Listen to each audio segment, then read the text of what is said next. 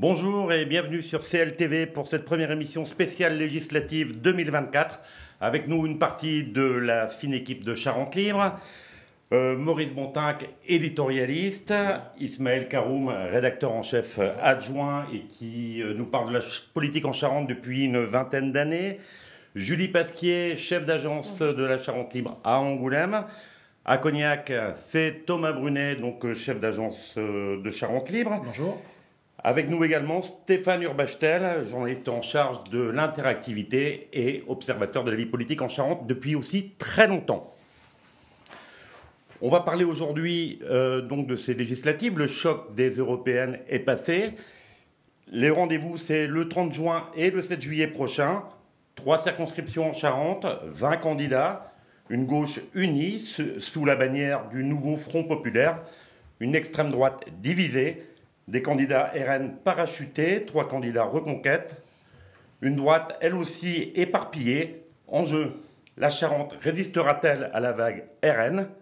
Rappelons le score des européennes dans le département, 35% pour le RN, 4,5% pour Reconquête, on n'est pas loin des 40%, 14% pour la liste macroniste, comme pour la liste de la gauche modérée.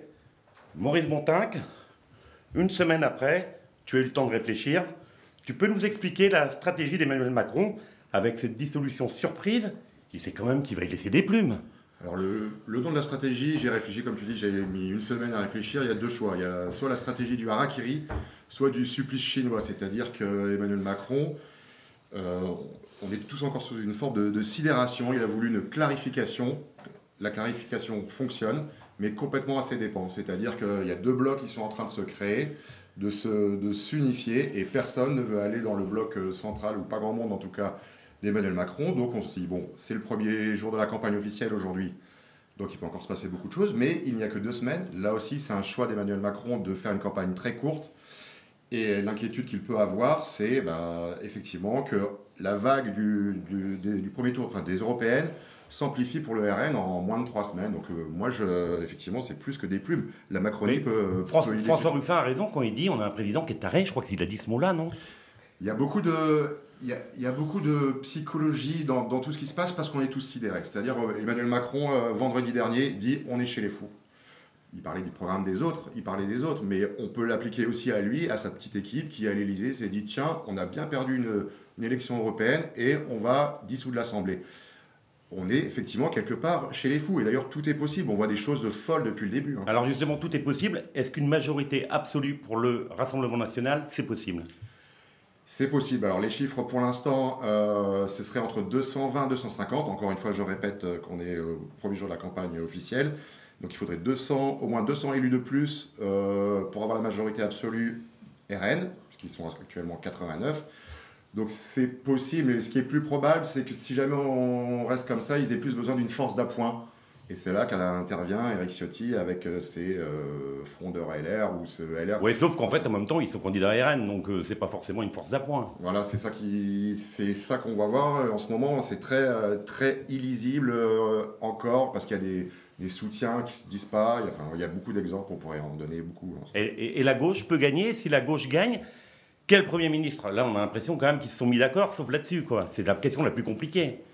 Alors, il y a beaucoup de candidats, mais c'est pour quelque chose d'encore très hypothétique. En gros, il y en a pas mal qui disent retenez-moi où j'y vais. C'est le cas de Clémentine Autain, de François Ruffin pour le côté LFI, ou on va dire ex-LFI.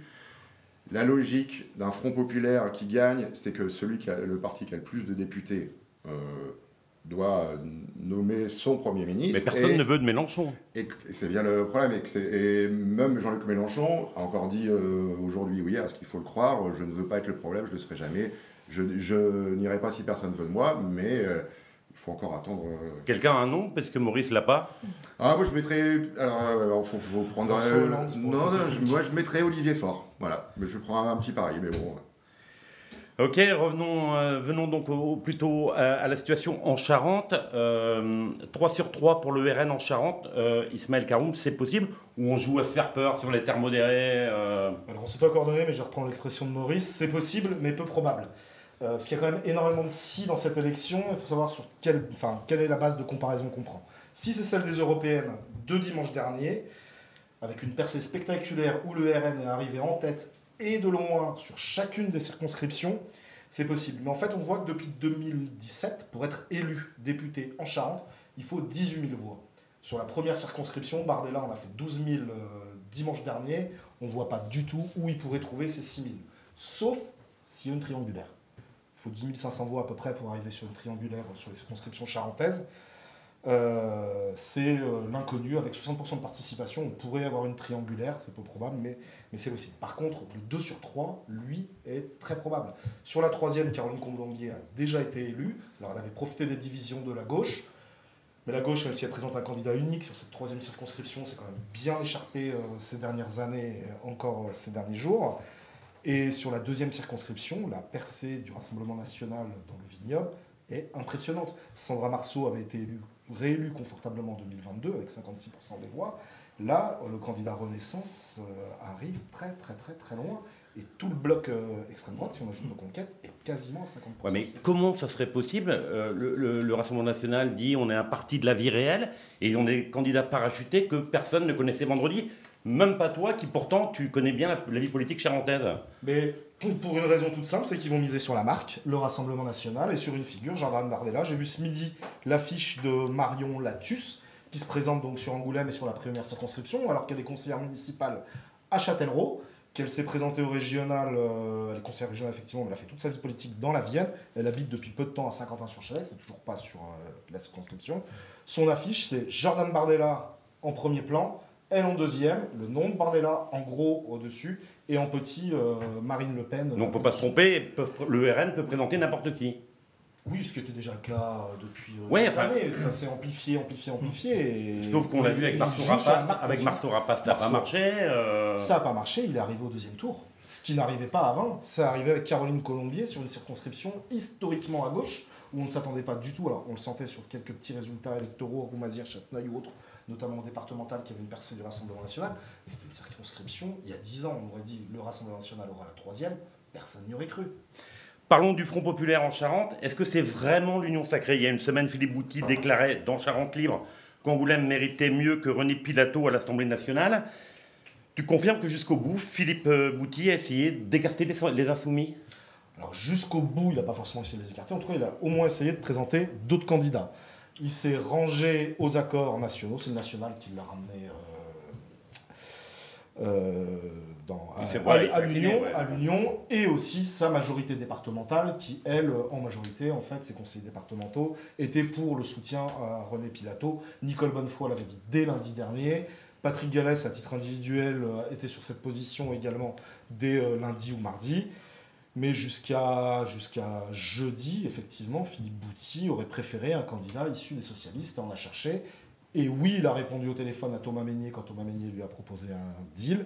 Lequel deal Philippe Bouty l'a présenté à sa majorité, qui a dit non. Et de toutes les manières, les accords nationaux, à partir de vendredi midi, mettaient un terme à tout autre marchandage. Philippe Bouty est président d'un département, il n'avait pas passé pour le dissident qui offre... Et donc derrière, il va vraiment faire campagne pour René Pilato. Il ne va pas dire, mais en fait, je pense qu'on verra surtout Philippe Bouty avec Virginie Lebreau sur la troisième et très peu sur la première circonscription.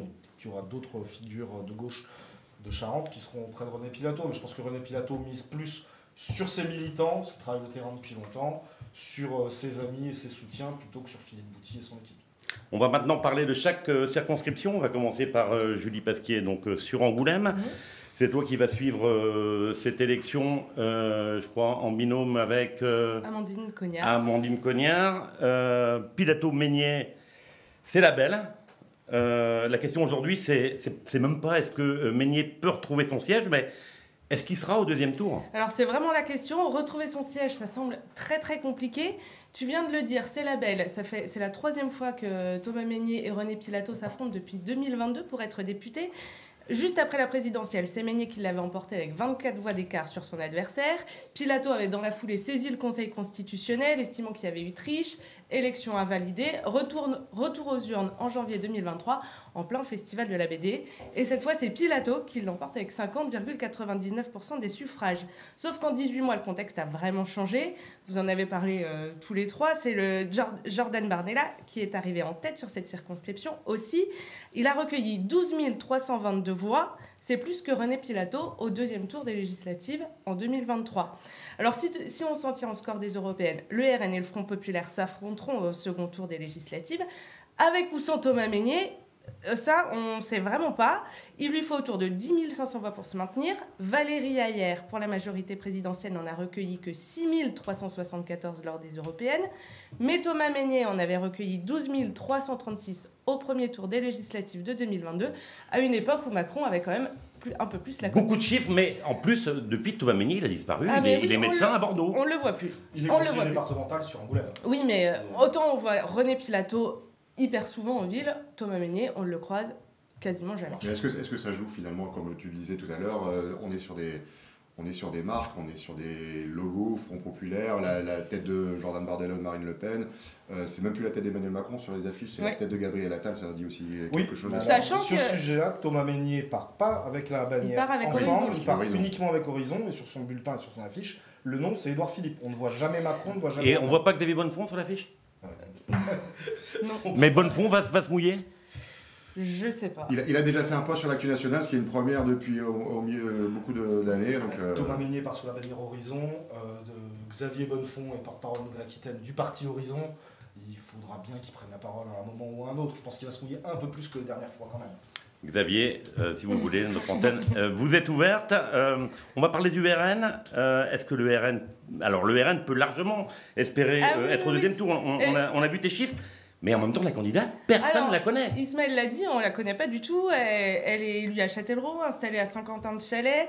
Elle a été choisie au niveau national, alors que Jean-Luc Van Exem ratissait le terrain localement et espérait partir pour le RN. Il a été mis de côté et du résultat, lui-même appelle à ne pas voter RN au premier tour de la. C'est quand même un truc de fou, ça. Je veux dire, le mec, il est du RN, ils disent le RN est un parti pourri, en fait, comme les autres. On m'a mis un coup de poignard dans le dos. Donc, s'ils sont capables de faire ça avec moi, qui suis un copain, qu'est-ce qu'ils peuvent faire avec les autres? En gros, c'est ce qu'il dit. Mais malgré tout ça, le RN peut arriver quand même à se qualifier au second tour. Ouais. Enfin, il n'y a même pas de doute. Mais si on s'en tient toujours au score des européennes, c'est quand même le Front Populaire qui aura le meilleur score sur cette première circonscription à l'issue du premier tour. On va parler un peu de la droite, parce qu'il y a eu une surprise. On a vu arriver Alain Boivin, donc il s'engage pour LR. Jusque-là, on avait plus l'habitude de le croiser au hand, parce qu'il était président du club de hand il y a vraiment longtemps, ou dans les cafés du Vieil Angoulême. Qu'est-ce qu'il vient faire dans cette galère ? Alors, c'est vraiment la surprise de ce casting, et puis ça montre à quel point LR est à la peine sur cette circonscription. Les deux dernières élections législatives, c'est Alice Clergeau qui s'est présentée. Elle avait à peine atteint 5%. Elle n'a pas atteint 5% en 2023. Et puis elle s'est complètement grillée cette fois-ci en proposant une espèce d'alliance avec le Rassemblement national sur la deuxième circonscription. Donc elle n'y va pas. Et le RN est allé puiser dans sa réserve de vieux militants pour cette première circonscription. Excusez-moi. LR est allé puiser dans la réserve de ses vieux militants. Et donc c'est Alain Boivin qui y va. Il habite même pas sur le secteur, il habite Vibrac, lui non plus n'est pas de la première circo. Alors oui, il a été très engagé associativement sur Angoulême, on le croise un peu partout encore aujourd'hui. Visiblement, il est le seul volontaire à avoir accepté de naviguer en eau trouble durant cette campagne et à accepter de se prendre des coups. Et un cadre du parti m'a dit ce matin, on le remercie pour ça.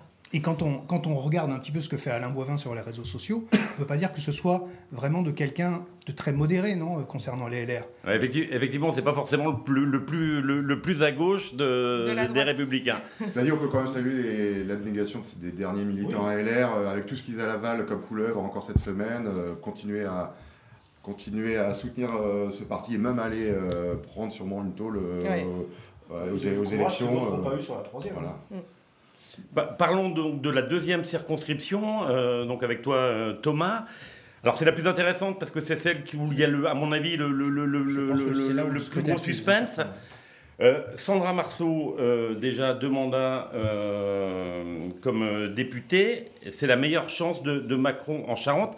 Et pourtant, à l'intérieur de son propre parti, depuis le début, ses copains passent beaucoup de temps à la dézinguer. Alors je ne sais pas si on peut dire que c'est la meilleure chance de Macron sur le département, parce qu'elle est quand même hyper fragilisée et très isolée aujourd'hui, Sandra Marceau. Entre 2017 et 2022, entre ces 2 élections, elle a quand même perdu déjà 3200 voix et elle a eu dû son salut en 2e tour uniquement parce qu'elle était face à un RN frondeur et qui ne savait même pas pourquoi il était là, Marceau Rapace, et elle a quand même gagné seulement avec 55%. Eh bien, ce coup-ci, c'est toujours pas avec, en face de qui il va se retrouver, parce qu'en fait, le RN nous a trouvé un candidat qui n'est pas RN, qui est en fait les Républicains, Canal Ciotti, Barthélémy Martin. Ouais.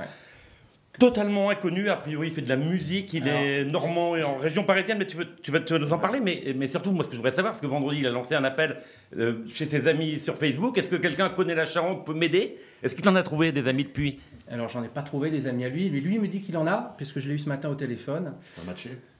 Ça a bien matché. Ouais. Il cherchait des amis pour que quelqu'un puisse déposer sa liste en préfecture. Bon, il m'a dit, ça m'a rappelé le temps où ma grand-mère était née à Angoulême, etc. Donc il a trouvé une grand-mère locale. Il a trouvé un lien charentais. Voilà. Effectivement, c'est un candidat assez... évidemment, personne ne le connaît. Alors, il est chef d'orchestre. Voilà. Il est chef d'orchestre à Paris. Mais il a eu plusieurs vies. Il a été officier de la marine marchande dans une première vie. Il a été juriste dans une seconde, dans un cabinet d'avocats à Paris. Et puis là, il me dit qu'il avait réalisé son rêve d'enfant en ayant le diplôme de chef d'orchestre, parce qu'il fait du trombone et du piano depuis qu'il est gosse.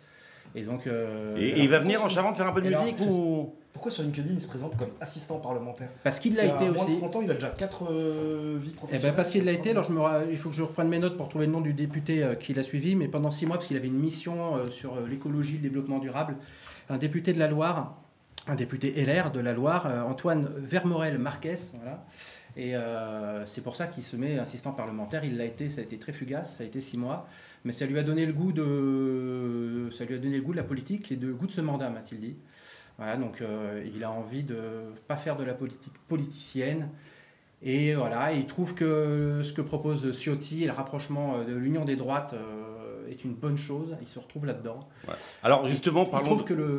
Il trouve que Marine Le Pen a infléchi sa ligne. Voilà, d'accord. Parlons quand même des Républicains. Ils ont trouvé un candidat intéressant. Je pense qu'il y a 15 ans ou 20 ans, il avait des chances énormes d'être élu en Charente. Didier Joby, très implanté, maire de Magnac-la-Valette, ancien pompier. C'est l'homme du château des frères Rétoré. Il a même été charentais de l'année à l'époque. On ne faisait pas de politique, on ne savait pas qu'on le retrouverait là. Est-ce qu'en fait il a une chance ou est-ce que l'étiquette fait que c'est je ne sais pas s'il a une chance. En tout cas, c'est quand même une surprise de le retrouver là parce qu'il était plutôt sur la fin de sa carrière politique. Il avait déjà annoncé à Charente Libre que son mandat de maire c'était le dernier terminé. Après, j'arrête la politique. Et comme il avait arrêté son mandat de conseiller départemental en 2021. Voilà. Donc on le trouve là parce que bon, je pense que Jean-Hubert Lelièvre, qui est le responsable local de LR, il serait parti s'il n'avait pas été inéligible. Il a trouvé, je pense, plutôt un bon cheval. Hein. C'est quand même, comme tu disais, quelqu'un de très implanté, très connu, très apprécié dans le sud de Charente. Il a Cognac. Il est connu ou pas connu? Il est connu comme... suppléante qu'il est, il a Florence Pagévi comme suppléante. Alors voilà. Il a des chances d'être au deuxième tour, Ismaël? Moi je considère que sans une étiquette qui imprime, on n'a aucune chance aux législatives, si je veux être clair. Donc, mais Jean-Hubert Lelièvre, très très implanté, a fait combien 12 max la dernière fois. Je ne suis pas sûr qu'il ait une chance. Je pense qu'effectivement, si il y a une triangulaire comme c'est possible, comme ça va être très serré, ce sera vraiment entre le RN, la sortante et le nouveau Front populaire. Même eux, je pense que ça va être compliqué parce qu'ils ont quand même pris une sacrée rouste sur le territoire aux européennes. Ils sont vraiment derrière, ils sont même derrière très souvent Éric Zemmour. Et quand on totalise les voix d'Éric Zemmour et du RN, il y a certaines communes, on atteint les 65%. Ouais. Donc, effectivement, ça va être compliqué. Il y a 3 communes qui ont échappé au RN dans la Circo. Après, je pense que Didier Joby fait partie de ces LR historiques pour qu'une alliance avec le RN, c'est inimaginable. Oui, possible, il y va aussi pour bien réaffirmer. Mais comme dans la première, on a une dissidente RN. Voilà, je crois qu'ils font des petits. Ouais, c'est vrai, parce que Aurore de Clisson, qui n'a pas été investie et qui elle aussi disait qu'elle labourait le terrain et elle était présente pendant les européennes, n'a pas été choisie. Qui était la candidate jusqu'à mardi. Et qui était la candidate normalement. Et qui était dans la 3e ou dernière législative. Voilà. Elle n'a pas été choisie, du coup elle a claqué la porte dans un communiqué au vitriol. Est-ce que justement cette dissidence RN plus reconquête, est-ce que ça peut affaiblir le Rassemblement national en Charente? Au premier tour sans doute, mais au deuxième je pense qu'ils vont faire le plein. Parlons donc de la 3e circonscription avec toi Stéphane. Qu'est-ce qui peut freiner Caroline Colombier dans une circo où le RN et Reconquête ont frôlé la barre des 50% aux européennes qui font penser qu'elle peut même être élue dès le premier tour? Alors dans un premier temps, j'ai envie de dire pas grand-chose pour la freiner. Dans des 3 circonscriptions, c'est clairement celle où elle a le plus de chances de l'emporter et de retrouver son siège. Alors pour plein de raisons, évidemment elle profite de la vague RN, évidemment elle profite de la prime au sortant, c'était elle qui... En fait les gens n'ont pas eu encore le temps de se lasser d'elle, donc elle était déjà sur le terrain. Est-ce qu'elle est beaucoup sur le terrain, pas beaucoup sur le terrain? Ça effectivement il y a différentes versions et tout le monde ne dit pas la même chose. Ce que j'ai pu en entendre en discutant avec les gens, c'est qu'elle l'est finalement assez peu, en tout cas c'est ce qu'on m'a dit. Et puis il ne faut pas oublier, c'est quand même la patronne du parti d'extrême droite en Charente. C'est elle qui l'incarne aujourd'hui. Il y avait d'autres figures de l'extrême droite. On se rappelle d'Isabelle Lassalle dans le Cognacé, puis elle a totalement disparu du paysage. Mais... Et puis la dernière chose, excuse-moi, il n'y a pas de candidat LR. On l'a dit rapidement au début, il n'y a pas de candidat LR dans cette circonscription. Les Républicains ont échoué totalement à trouver un candidat. Les ciotistes, s'il y en a ou s'il en reste, n'ont pas beaucoup de choix dans ce secteur. Alors justement, en revanche, les partis en face ont essayé d'avoir un casting qui tient la route. 2 maires extrêmement bien implantés. Virginie Lebros, maire de Chirac. Venelle François, maire de Montbron. C'est lui qui a fait venir Hermès, qui est quand même pas rien, à Montbron. Est-ce qu'ils ont une chance ou est-ce qu'en fait ils risquent de se neutraliser? Alors, ils se ressemblent beaucoup, ça c'est effectivement une limite, peut-être un peu trop pour que effectivement, les électeurs, au-delà des étiquettes, à mon avis, choisissent la femme ou l'homme en fonction de ce qu'ils font ou de ce qu'ils ont fait. On a donc 2 maires ruraux, la maire de Chirac en Charente-Limousine pour Virginie Lebros, Montbron dans le secteur de Val-de-Tardoire donc pour Gwenaëlle François, elle a 48 ans, lui la petite soixantaine, elle est conseillère régionale, déléguée à l'agriculture biologique, et Virginie Lebros donc représente le nouveau Front populaire. C'est une adversaire, je pense, de mon point de vue, solide, Virginie Lebros, pour Caroline Colombier. Le sentiment, en tout cas l'impression que moi j'ai après avoir passé quelques coups de fil, c'est qu'au regard de la claque qu'a pris la majorité présidentielle aux européennes et de la séquence politique qu'on est en train de vivre, c'est peut-être, j'ai envie de donner un petit avantage à Virginie Lebros pour le second tour. Et alors en fait, ce qui avait avantagé Caroline Colombier il y a 2 ans ou 3 ans, c'est le fait que ça soit extrêmement divisé en face. Il y avait notamment Jérôme Lambert qui à nouveau était candidat. Est-ce que finalement c'était pas le plus simple de le retenir, comme il dit, de repartir avec lui, comme il dit, il a déjà gagné 7 fois, pourquoi il gagnait pas 8 fois? Alors à mon avis non, moi je pense que la gauche a eu raison de ne pas laisser Jérôme Lambert y aller. En avait-il envie? La réponse est clairement oui. Dès dimanche 9 juin et l'annonce de la dissolution, il s'est remis à multiplier les posts sur les réseaux sociaux, on l'a tous vu, et on sait qu'il a beaucoup joué du téléphone. Dès le lendemain matin, dès 7h30, il commençait déjà à appeler des gens.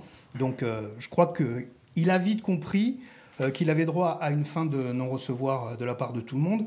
Et peut-être, est-ce qu'on peut dire que sur ce coup-là, il a eu le sens des responsabilités en se disant que s'il venait à jouer sa petite musique, la gauche risquait de perdre. En tout cas, cette fois-ci, il est allé au-delà de ses ambitions personnelles et au-delà de ce qu'il avait envie de lui pour lui. Et ça, c'est quand même assez nouveau. Et puis, au-delà, on peut quand même rappeler qu'aux législatives en 2022, cet homme aux 7 mandats, comme tu le disais, était arrivé seulement 4e au premier tour. L'inconnu, la parachutée du PS, Marie-Pierre Noël, à l'époque, avait fait presque 700 voix de plus que lui. Et c'est quand même un signe, ça a quand même été un signe de l'électorat, une manière peut-être de dire Jérôme Lambert, on n'en veut plus. Ok, merci pour cette analyse. Ce qu'on propose à tous les lecteurs de Charente Libre, à tous les internautes, c'est de continuer à nous poser des questions. Vous envoyez un mail à internet@charentelibre.fr. On vous répondra dans une émission, dans le journal papier.